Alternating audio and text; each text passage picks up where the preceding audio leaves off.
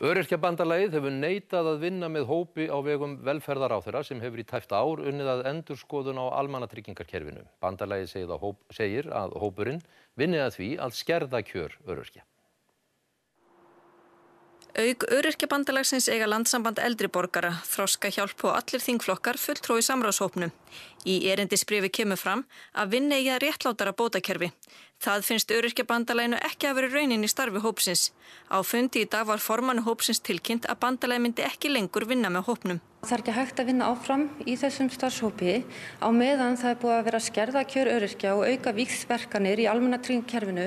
Undir þetta tekur formaður Öryrkjabandalagsins sem er í leyfi frá störfum vegna veikinda.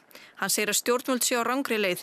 Kjörum öryrkja hafi verið þrýst niður með allskyns fátæktargildrum með ýmsum skerðingum og þessar skerðingar hafi verið auknar verulega síðastliðin 3 ár. Öryrkjabandalagið hefur krafist þess að hrint verði í framkvæmd lagaákvæði sem kveður á að örorkubætur hækki til samræmis við laun eða neysluvísitölu. Lilja segir að samráðshópurinn vinn út frá þeirri forsendu að sama krónutalan verði sett í málaflokkin áfram.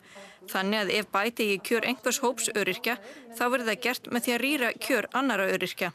En þegar svona efnahagsástand þá ber að forgangsraða í þágu velferðar og huga að þeim sem þurfa að treysta á velferðarkerfið. Og það var nú stefna ríkisstjórnarinnar, töldum við, að verja kjör þessa hóps og við viljum bara sé staðið við það.